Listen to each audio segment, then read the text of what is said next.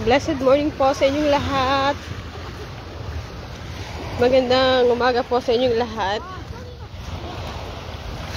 Naliligo ulit ang aking mag-anak bago kami uuwi sa sa Omsong ay maligo muna. Ayan sila, excited na naman ang aking mga anak. At bago uuwi daw ay maligo muna ang kanyang tatay. Mamaya din ako maligo naman. I-video muna natin sila. Shout out po sa inyong lahat. Kumusta po ay inyong araw ng Martes?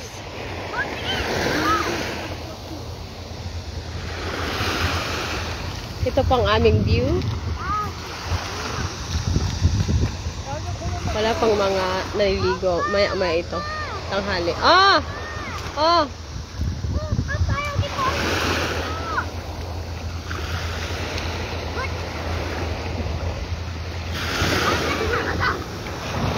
Tulda, anjang poso. Anjang poso, majo.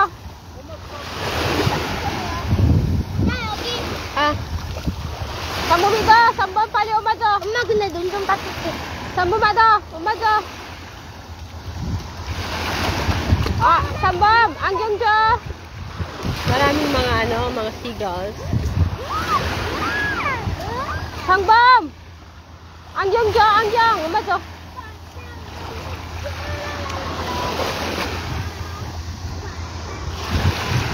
Hello po. Shout out po sa inyong lahat.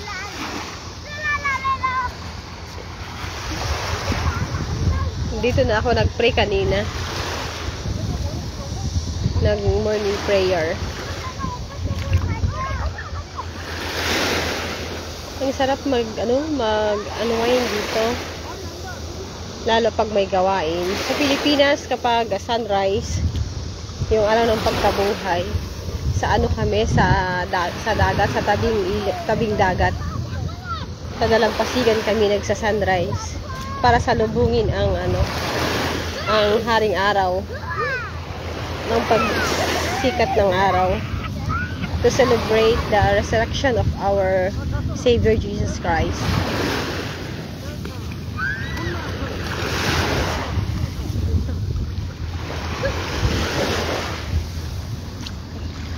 Ang sarap po magpuri sa Diyos. Ang sarap pagmuni-munihan, pagnilay-nilayan ang salita ng Diyos.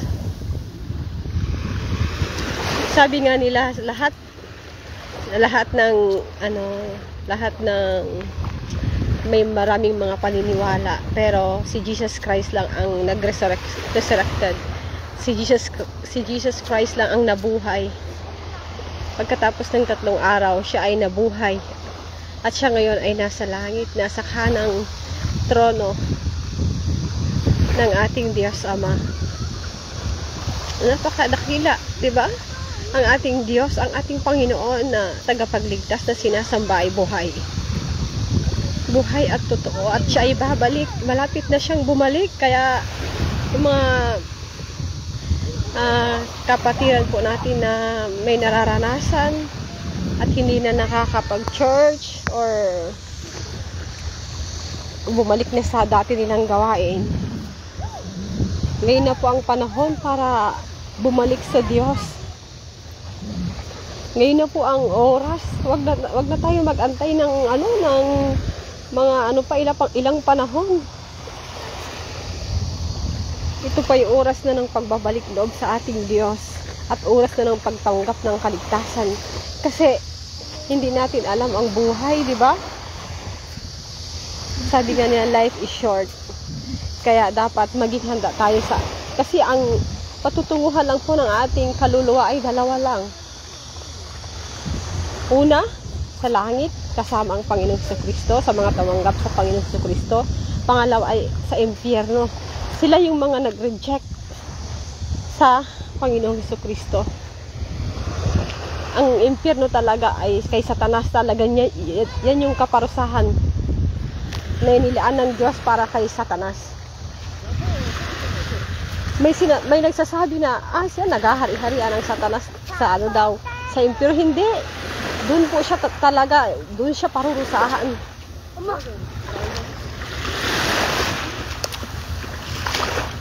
Ang impyerno po ay hindi design para sa tao, design para kay Satanas. Subalit, kung ang tao po ay nagmamatigas sa Diyos at hindi kinikilala ang pagliligtas, ang pagtubos ng Panginoong Jesucristo sa atin, ang hindi pagkilala sa ginawa ng Panginoon sa cross, doon po ang pupuntahan ng kaluluwa. Pagkatapos natin, halimbawa, buhay tayo, akala mo wala na di ba? Patay ka na, wala na, pahinga, sabi nila RIP. Wala na, magpapahinga ka na, pero hindi po, doon pa lang nagsisimula. Doon pa lang magsisimula ang paghihirap o ang pag hindi ka tumanggap sa Panginoong Jesucristo. Pag tumanggap ka sa Panginoong Jesucristo, on the spot, nandun ka sa paraiso, di ba? Sabi po ng Panginoong Jesus doon sa isang pinako din sa cross. Sabi nung isa, yung isa nilait ang Panginoong Jesucristo. Tapos yung isa, sabi nung isa, Jesus, alalahanin mo ako kapag naghahari ka na, ang sabi ng Panginoon, sagot ng Panginoong Jesucristo. Ngayon din ay isasama kita sa paraiso, di ba? Grabe, on the spot, paraiso ang ayong pupuntahan kapag nagtiwala ka sa Panginoong Jesucristo. Kaya ngayon pa lang kapatid, isipin mo na, alalahanin mo na, kasi eternity yan, pang walang hanggan. Kung tinanggap mo ang Panginoong Jesucristo, sa langit ang iyong punta. Nakikita niyo po yan, di ba? Nakatakip. May takip ang langit kasi natatago dyan ang kagandahan, ang kaharian, di ba? Kaharian ng Diyos. Wow, napakaganda yung lalakaran mo ay ginto.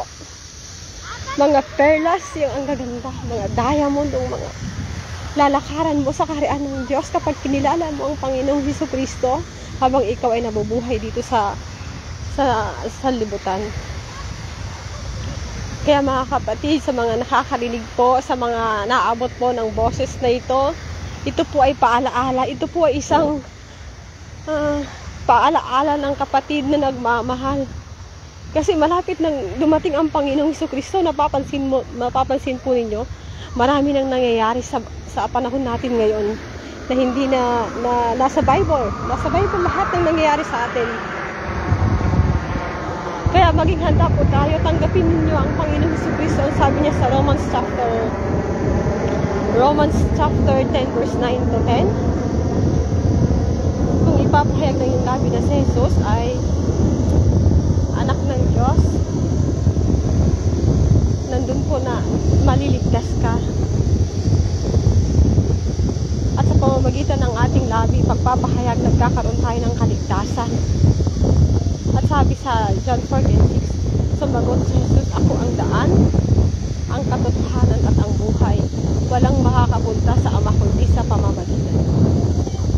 Hindi po tayo maililigtas ng ating mabubuting gawa. Hindi po tayo maililigtas na kahit tayo ay decent people, mabuti tayo, tumutulong tayo. Hindi.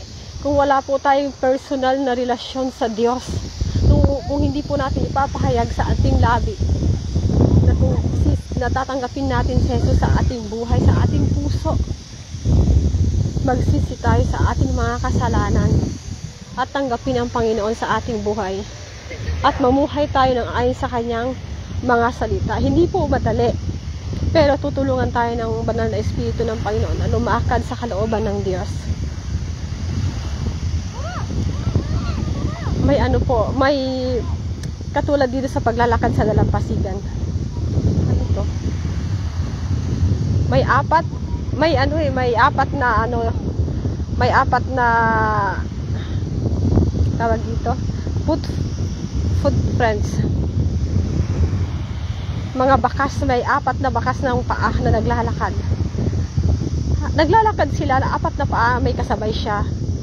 Tapos nung napansin ng tao, nung medyo malayo na sila, bakit dalawa na lang pares ng paa? Sabi niya, kasi mananampalataya na siya. Sabi nung isa yubo,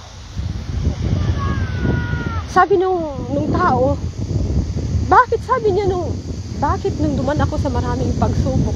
Bakit? Di ba kasabay kita, Panginoong Jesus? Di ba sabi niya, kasabay kita, dalawa tayo, nagkikwentuhan tayo, sinasamahan mo ako. Pero nung nakaranas na ako ng mga pagsubok sa buhay ko, bakit wala ka na? Saan ka na? Sabi niya. Nasaan na ang mga bakas mo, Panginoon? Nakailangan kita. Nung panahon na marami akong nararanasan. Nasaan ka na, Panginoon? Sabi nung tao na mananampalataya. At ang sagot ng Panginoon, alam mo yung nakikita mong bakas na yan, yung dalawang bakas ng paa. Bakas ko yan, sabi niya. Kasi hindi mo kaya. Kinaalong na kita. Kinarga na kita. Ang sabi ng Panginoon. Diba? Ganun ang Panginoon. Hindi tayo iniiwan ni pagbabayaan man. Kaya sa lahat ng mananampalataya po na nakakaranas ng pagsubok sa buhay, manatili po tayo sa presensya ng Panginoon. Kailan naman ang sabi ng salita ng Panginoon, hindi kita iniiwan ni pababayaan man. Lumapit lang po tayo sa Kanya. Isuko natin sa Diyos ang lahat. At andyan ang Diyos. Hindi nagpapabaya. Kaya mga kapatid, maraming pong salamat sa inyong pagsama sa aming live ng aking mag-anak. Naliligo na naman kami.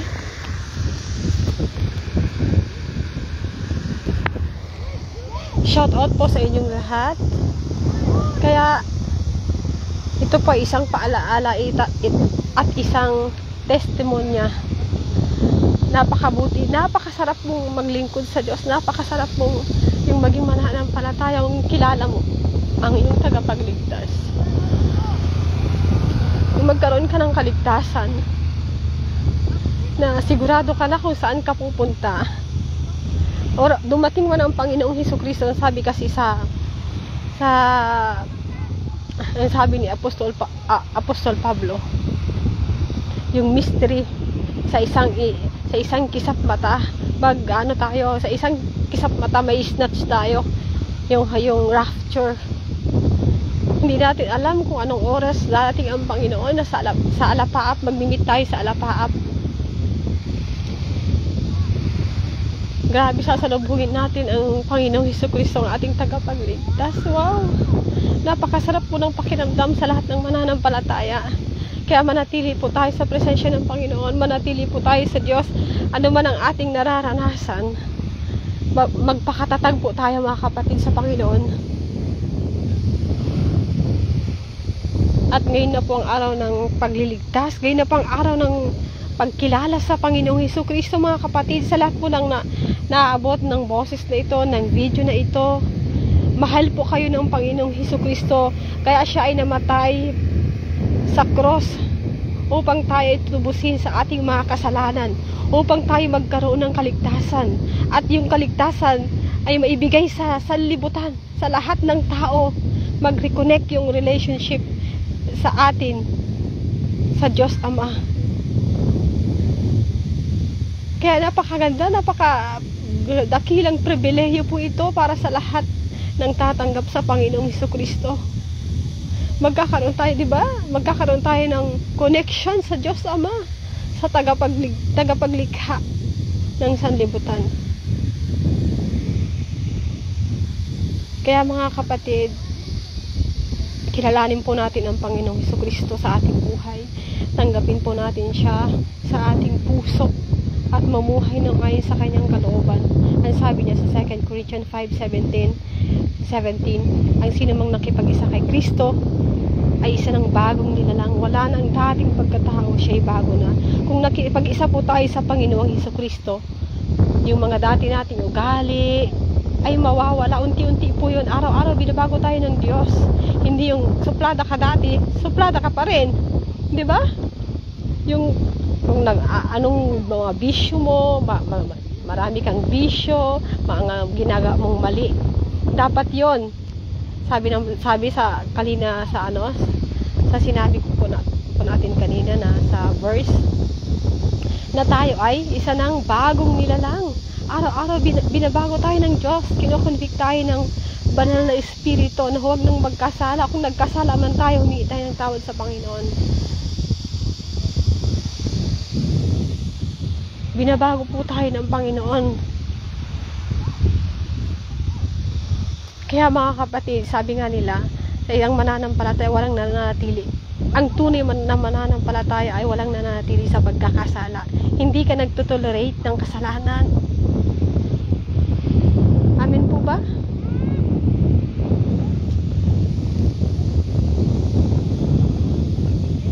Ayan, maraming pong salamat sa inyong pagsama sa akin, sa ating sharing time. Napakaganda pong magmuni-muni, magpatotoo. Tingnan nyo po, alam nyo po, kanina nagnanalangin ako dito. Parang ang sarap sa pakiramdam. Yung kausap mo ang Diyos na may likha ng lahat. Dahil wala naman tayo eh. Sinilang tayo dito, wala tayo. Lahat ito ay pag-aari. Lahat ng nakikita mo ay pagmamay-ari ng Diyos. Napakadakila lang ng pribilehyo na binigyan tayo para maranasan, para makita ang nilikha ng Diyos, di ba? Kaya dapat tayong tao, magpasalamat, kilalanin natin ang Diyos kasi wala tayo eh. Wala tayong dala ng sinilang dito at wala din tayong madadala pag tayo ay namatay. Ang tanging madadala lang natin ay ang kung nananggap tayo sa Panginoon, kung tumanggap tayo sa Panginoon. Yun lang matters talaga. Kaya habang buhay pa tayo, habang mahihininga pa tayo, kilalanin na natin ang Panginoong Hesukristo, mga kapatid. Marami pong salamat eh. Hindi po aksidente na mapanood mo ang video ito, na mapakinggan mo ang video ito. Ikaw ay kinakatagpo ng Diyos upang siya ay kilalanin. Manalangin ka, kapatid, kung sa pakiramdam mo po ay kinakausap ka ng Diyos, manalangin ka sa Diyos, lumuhod ka sa Diyos. Kausapin mo ang Panginoong Hesukristo at tanggapin mo siya sa iyong puso sapagkat malapit lang siya sa mga humahanap sa Kanya. Malapit lang ang Panginoong Hesukristo. Salamat po sa inyong lahat at God bless sa iyo, kapatid. Kung sino ka man na nanood ng aking video, pagpalain ka ng Diyos at sana maranasan mo ang paghihakap ng Diyos, maranasan mo ang pag-ibig ng Diyos, maranasan mo ang himala ng Diyos at makita mo ang aking Diyos na sinasamba ay buhay at totoo. At iyan ay maranasan mo sa iyong buhay. Maraming salamat at God bless po sa inyong lahat. Pagpalain po tayo ng ating buhay na Diyos. Maraming salamat po. Annyeong!